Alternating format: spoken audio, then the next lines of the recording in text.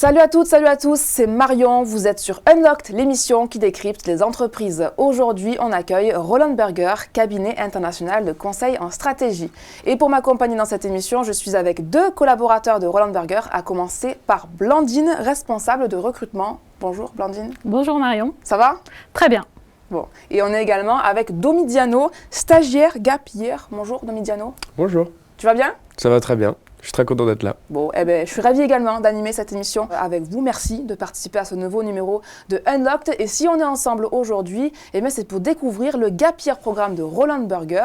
Alors, en quoi consiste ce programme? Quels sont les soft skills recherchés chez les futurs candidats? Quels sont les avantages pour un étudiant de devenir stagiaire Gap Year? On en parle dans quelques instants, mais avant, présentation de Roland Berger en mode express, une mission que je vais confier à Blandine.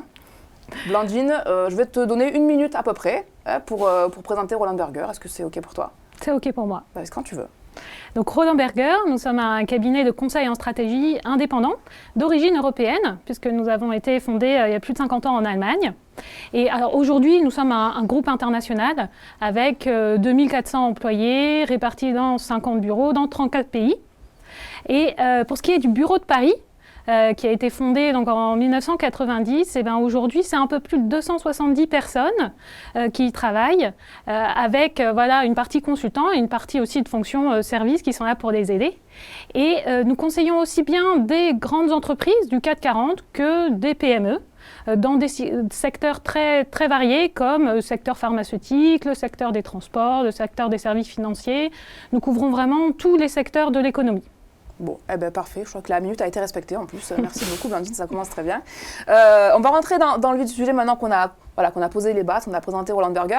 On va parler de ce Gap Year programme. Voilà, c'est un peu le sujet phare de cette émission. Est-ce que, tout simplement, vous pourriez m'expliquer en quoi consiste ce programme? Alors c'est un programme de stage long, un programme unique dans le monde du conseil que nous avons lancé en 2020. Et en fait, ce programme couvre une année de césure, donc va du mois de septembre jusqu'au mois de juillet, et se compose de 3 parties distinctes.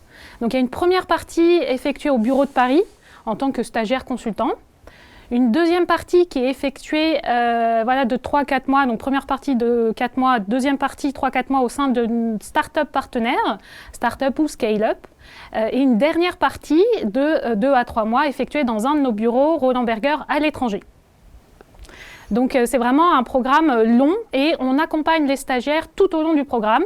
Donc on se charge aussi bien du recrutement que de l'intégration, que du suivi après des stagiaires et de la logistique tout au long de ces 10 à 11 mois de stage. Donc à l'issue de ce programme, il se passe quoi? C'est un programme de césure, c'est ce que vous disiez. Donc les étudiants peuvent ensuite poursuivre leurs études ou… Tout à fait. Après, les étudiants retournent à l'école, après suivant 18 mois ou 2 ans. À l'école. Et après, l'objectif de ce programme aussi, c'est de pouvoir après retrouver nos stagiaires en tant que juniors consultants avec nous à la sortie de l'école quand ils ont eu leur diplôme. Bon, et on en parlera tout à l'heure justement, Aurore, comment ça s'est passé notamment pour toi, Domidiano, puisque tu es stagiaire Gap Year. Alors, avant ça, déjà, j'aimerais savoir pour que ceux qui suivent peuvent éventuellement se projeter un petit peu, quels sont les profils que vous recherchez et à partir de quand on peut postuler? Alors, on recherche des profils, donc des étudiants qui sont actuellement en école de commerce ou d'ingénieur de rang A et qui souhaitent donc effectuer leur année de césure. Et en ce qui concerne la campagne de recrutement, on a une campagne de recrutement par an qui a lieu en février-mars. Donc février-mars, on peut commencer à tenter sa chance, à envoyer sa candidature. Et on va sur le site de Roland Berger, c'est ça? Tout à fait. Donc l'annonce est en ligne pendant 1 mois. Et après, on effectue le processus de recrutement pour pouvoir après accueillir les stagiaires, la nouvelle promo, en septembre. Alors on va enchaîner justement avec le recrutement. Comment ça se passe? En quelques mots, est-ce que vous pourrez présenter le process de recrutement? Alors, je vais présenter rapidement, puis après, Domidiano pourra nous dire comment il l'a vécu. Ouais. Donc, c'est un process où on publie l'annonce, elle est en ligne pour 1 mois. Donc, les étudiants ont 1 mois pour postuler. Après, on revoit toutes les candidatures. Et donc, on invite les étudiants et étudiantes sélectionnés à 3 entretiens. Donc, il y a un premier entretien par les ressources humaines et un autre entretien par un de nos consultants, avec une partie discussion motivation et une partie étude de cas. Et un dernier entretien avec un manager, là encore une partie plus discussion motivation et une partie étude de cas. Et donc à la fin, il y a une offre de stage. Alors, Domiziano, justement, je voulais te lancer. Toi, tu fais partie de la promo 2021-2022 du Gap Year programme. Donc déjà, félicitations à toi d'avoir réussi à intégrer ce programme, on l'a compris, assez sélectif et prestigieux. Comment tu as préparé, toi, la phase de recrutement et puis, est-ce que tu as des conseils aussi à donner, peut-être pour les futurs candidats? Ouais. Alors, en fait, moi, j'ai identifié le Gap Year programme assez tôt dans l'année, donc au début de mon Master 1, donc c'est-à-dire en septembre, donc de l'année d'avant, le début du programme. Donc, en fait, moi, j'ai préparé ces entretiens comme si c'était du coup une campagne de recrutement classique de conseil, donc toutes les études de cas, etc., ce qui est une préparation assez importante.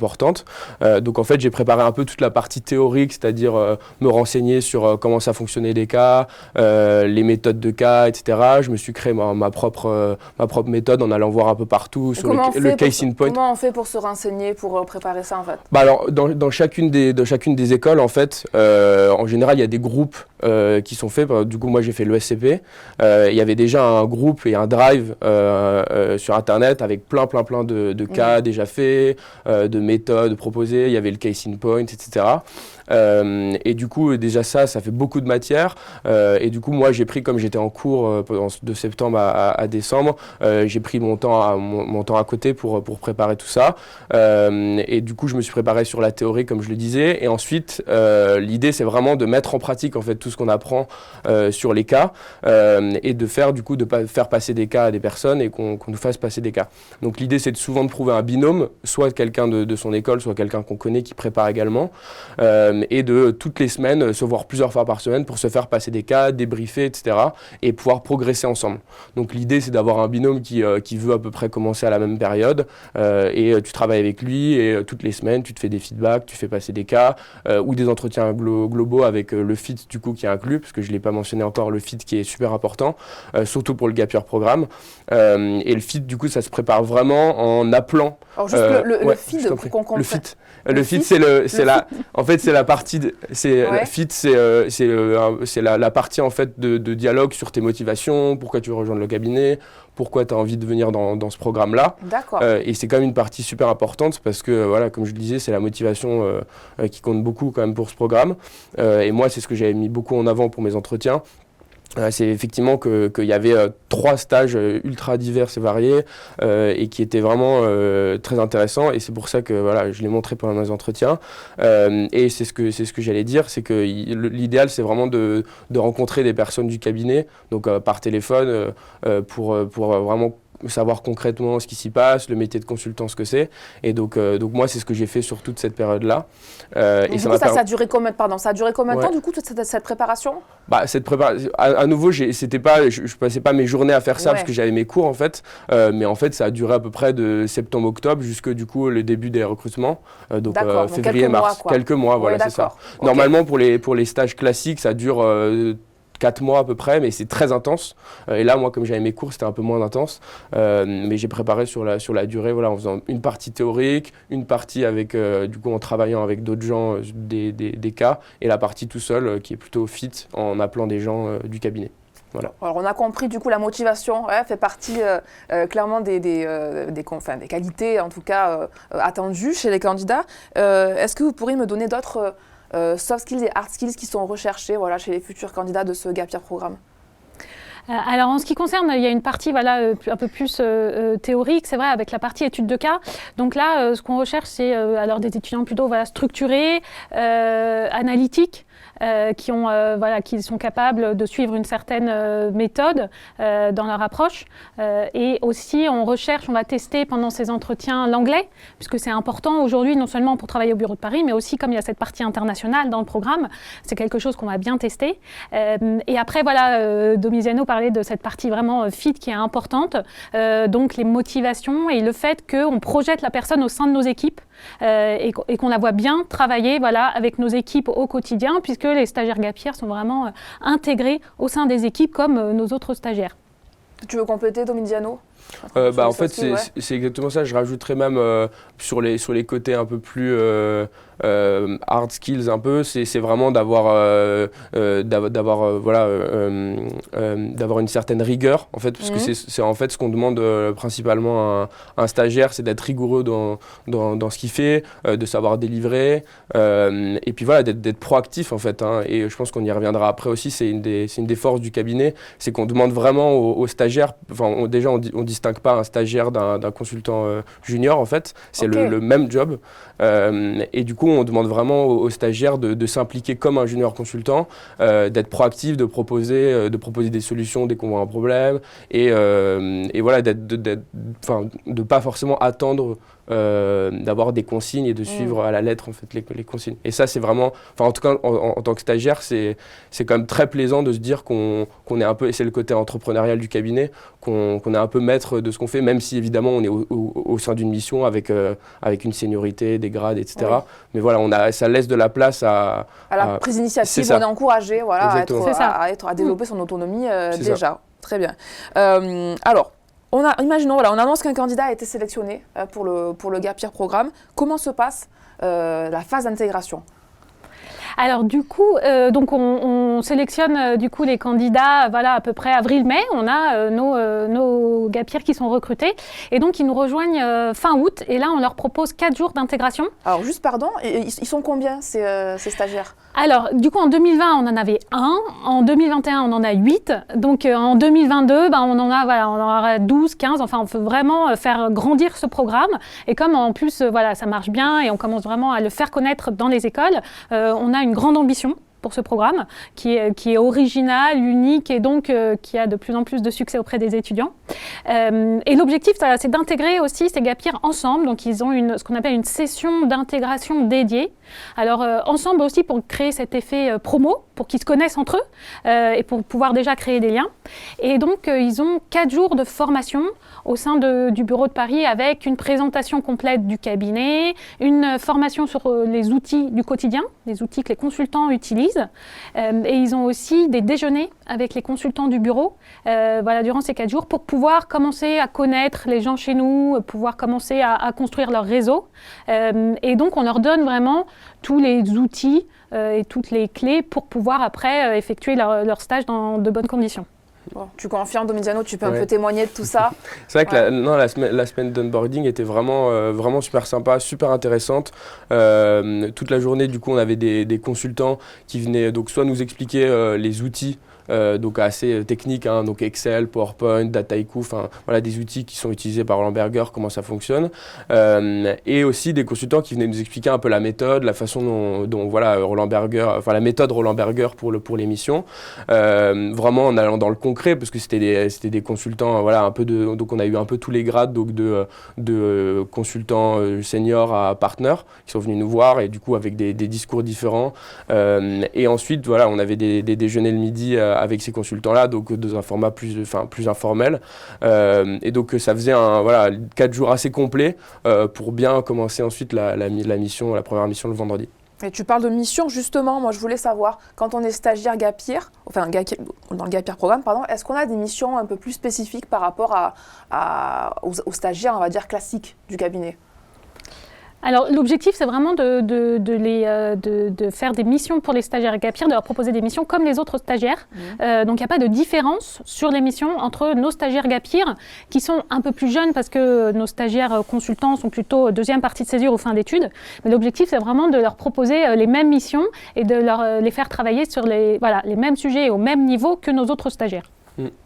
Ça, je dirais même qu'en fait, il y a des personnes parfois dans les équipes dans lesquelles je travaillais qui ne savaient même pas en fait que j'étais Gap Year programme et qui me considéraient tellement t'étais bon, quoi, c'est ça? Pas du tout.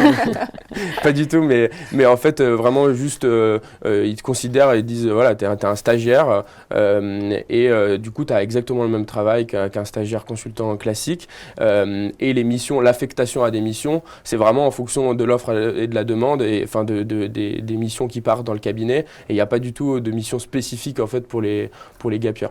Ok. Et sans révéler d'infos confidentielles, peut-être tu peux donner un exemple de mission sur lequel tu as travaillé? Alors moi j'ai fait 3 missions. Donc la première que je peux dire, donc, qui est une mission pour le ministère des Affaires européennes. Donc c'est une mission qui était assez originale. Donc c'est pas ce qui se fait la majeure partie du temps en cabinet de conseil.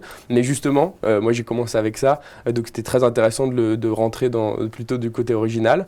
Donc c'était une mission, comme je le disais, que pour le ministère des Affaires européennes, donc qui organisait en fait l'équivalent du grand débat national sur l'Europe en fait. Donc une consultation citoyenne sur l'avenir de l'Europe, ça s'appelait comme ça. Et donc Roland Berger a été missionné par le ministère pour organiser toute la conférence. Donc on pense que c'est pas de l'événementiel, hein, c'est vraiment une grosse mission assez longue pour la conceptualisation des conférences. Il y en a eu 18 en région, il y en a eu une à Paris. Ensuite, il fallait faire des synthèses de chacune des conférences, animer la façon dont les conférences allaient se passer, parce que c'est quand même, c'est une mission très importante. Et du coup, moi, j'ai passé 1 mois et demi sur cette mission. Donc à aider à organiser les conférences régionales, et ensuite j'ai participé à la conférence nationale à Paris qui se passait sur un week-end où il y a eu justement des ministres qui sont venus, etc. Et il y avait plus de 150 citoyens qui étaient là. Et donc moi sur cette mission, j'ai appuyé vraiment toute l'équipe sur l'organisation concrète de la conférence, et aussi sur la préparation des documents de présentation aux clients, qui étaient quand même les directeurs de cabinet, etc. Du ministre. Donc voilà, super intéressant comme mission. Et ensuite, j'ai fait une semaine de mission sur une mission encore secteur public, mais pour la Wallonie, en fait, dans le secteur MedTech. Donc encore diverses, mais super intéressant. Et actuellement, je suis sur un carve-out. Donc c'est en fait une séparation d'entreprise pour un groupe pharmaceutique. Ok, voilà. Donc une mission diverses et variées, et effectivement, même des missions assez originales qu'on peut confier aux stagiaires. Du coup, c'est vrai que ça peut peut-être paraître un peu parfois impressionnant. On peut avoir un peu d'appréhension parfois quand on arrive dans un cabinet de conseil en stratégie. On a peut-être des missions comme ça un peu impressionnantes. Est-ce que, Blandine, on peut suivre, on peut accompagner les stagiaires gap year? Est-ce qu'il y a un suivi? Alors oui, tout à fait. Donc au-delà du suivi de la part des ressources humaines, sur l'onboarding et après les différentes périodes de ce gap year programme où on suit le stagiaire, on a aussi au sein du cabinet un système de mentorship où tous nos salariés, y compris les stagiaires, ont un mentor. C'est un consultant donc plus senior au sein du cabinet qui est là pour l'accompagner, pour répondre à ses questions, pour être là aussi pour l'aider dans ses missions au quotidien, l'aider sur aussi la vie du cabinet, pour s'intégrer au sein du cabinet. Et vraiment, le mentor suit donc le stagiaire en l'occurrence pendant toute sa période à Paris, mais aussi après quand il est au sein de la start-up et après quand il est au sein du bureau à l'étranger. C'est le même mentor à chacune C'est le même mentor, missions, exactement. Ces stages. Et donc l'objectif, c'est d'avoir pour les salariés et pour les stagiaires en gap year en particulier, ce suivi RH où nous on s'occupe plutôt aussi de la partie logistique, la partie convention, etc. pour faciliter au maximum le stage et la vie des stagiaires. Et puis la partie mentor où là c'est vraiment côté conseil, quelqu'un qui est là pour écouter, conseiller, répondre aux difficultés, et être là si jamais il y a des questions vraiment sur les projets au quotidien. Parce que je reviens sur quelque chose que tu disais en introduction, en tout cas en début d'émission, Blandine, tu disais que vous donniez des stages, les stagiaires gap year faisaient des stages au sein de start-up ou scale-up partenaires. Tout à fait. Tu disais, nous on les aide sur la partie logistique. Est-ce que le fait de trouver des entreprises partenaires, c'est vous qui les aidez pour trouver une entreprise en fait? Comment ça se passe? Alors c'est nous qui trouvons les entreprises, c'est nous qui démarchons les entreprises avec qui nous avons des liens particuliers de par nos relations avec les startups scale-up françaises, nos interventions auprès de la French Tech, de France Digital. Et donc nous créons le lien avec les startups, et après une fois que nos stagiaires gap year sont là, en fait on leur propose, donc on leur dit voilà nos startups partenaires, et après c'est à eux aussi d'émettre leurs souhaits, où est-ce qu'ils souhaitent travailler, et puis on leur décrit les missions. Et donc en fait, l'objectif c'est de leur dire les startups partenaires dans lesquels vous pouvez travailler. Donc on peut quand même après faire son petit marché entre guillemets. C'est ça en fait. Ouais. Mais en fait on arrive avec, l'équipe RH est venue en disant voilà il y a toutes ces startups là qu'on vous propose, lesquelles vous plaisent le plus. Donc on a fait nos choix et ensuite du coup voilà il y a un processus qui s'est mis en place. Et maintenant du coup moi personnellement du coup je vais chez Evaneos, donc qui est une startup qui met en lien en fait des voyageurs et des agences guides de voyage locaux, très locaux. Donc c'est une startup basée à Paris. Et donc je vais passer 4 mois là-bas pour développer les agences de voyage et l'offre pour le marché italien. Parce que du coup j'ai des origines italiennes. D'où le joli prénom. Ouais. Très bien. Merci. Et du coup voilà, il y a un vrai accompagnement et un vrai confort dans l'enchaînement en fait entre chaque période de stage. Et c'est pareil du coup pour aller dans les bureaux à l'étranger. Ils nous ont proposé un certain nombre de bureaux qui étaient disposés à nous recevoir.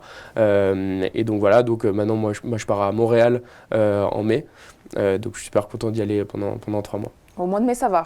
Ça va. Pas trop froid. C'est bien vu de ta part. J'ai un de mes amis du stage qui part en janvier, mais il y va avec quelques doudounes. Bon. J'aimerais savoir maintenant, on en a un petit peu parlé tout à l'heure, quand on arrive à l'issue du Gap Year Programme, voilà, ça y est, c'est la fin du programme. On est un petit peu triste, un peu nostalgique, mais qu'est-ce qui se passe surtout, Blandine ? Alors en fait, l'objectif, mais comme pour tous nos stagiaires, c'est que si tout se passe bien, c'est de faire une offre à nos stagiaires gapiens pour une offre d'embauche, comme je l'ai dit tout à l'heure, pour qu'après ils nous rejoignent à la fin de leurs études en tant que junior consultant.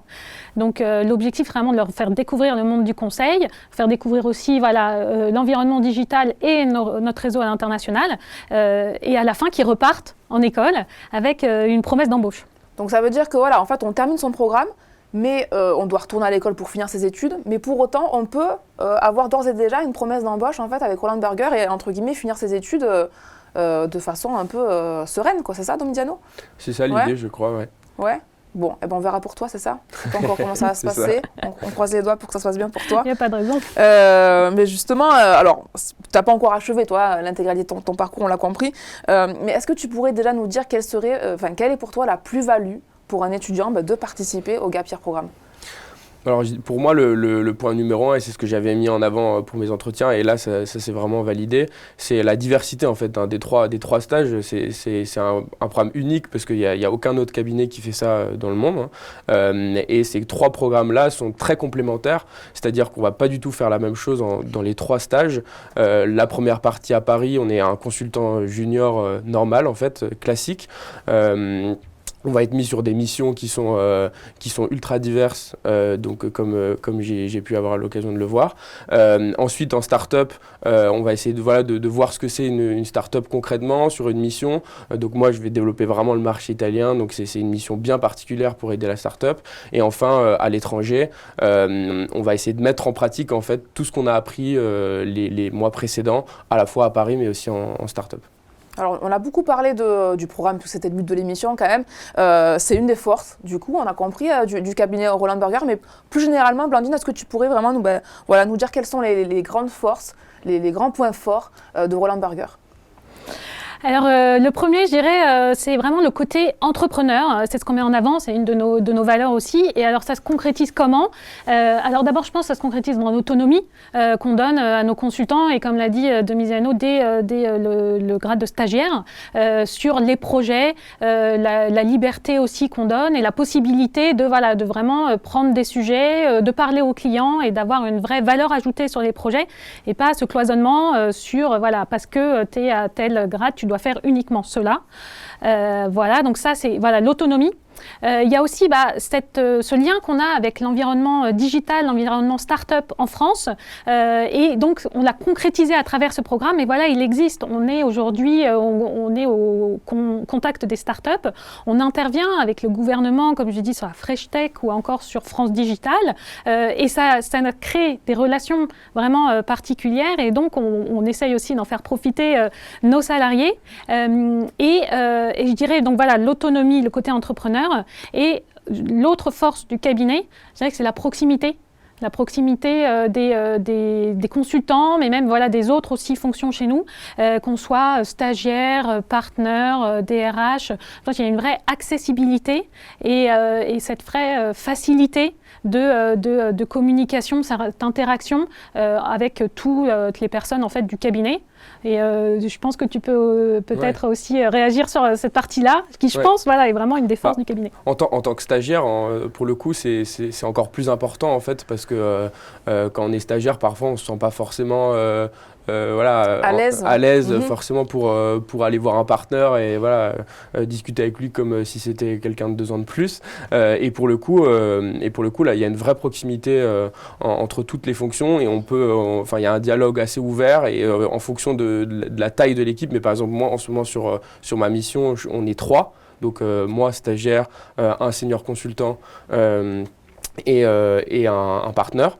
Et donc vraiment, on est une équipe en fait. Hein, donc il y a évidemment une hiérarchie, mais dans les interactions tous les jours, en fait, on le sent pas vraiment. Et il n'y a aucune pudeur ou aucun stress pour aller discuter avec le partenaire plutôt qu'avec le senior consultant. Bon, super, merci beaucoup. Dernière question avant de vous libérer. S'il y a des étudiants ou des jeunes diplômés qui aimeraient postuler pour un stage classique ou un CDI, est-ce que c'est possible? On recrute en ce moment, Blandine? Ah oui, tout à fait. Ouais. Alors depuis un an, en fait, on connaît vraiment un très très fort niveau d'activité. Donc on recrute activement, alors sur tous les grades, en particulier les stagiaires et les juniors, donc les jeunes diplômés. Donc voilà, n'hésitez pas à postuler sur notre site. Roland Berger, puisque nous avons des très forts besoins pour l'année prochaine. Bon, le message est passé. Merci beaucoup à tous les deux d'avoir répondu. Merci Marion. Vous avez passé un bon moment, ça a été? Très bien. Super. Très, très ça bien. va. Bon, j'ai été ravie également d'animer cette émission en votre compagnie. Et puis, je vous retrouve très vite pour de nouveaux épisodes Unlocked. À bientôt.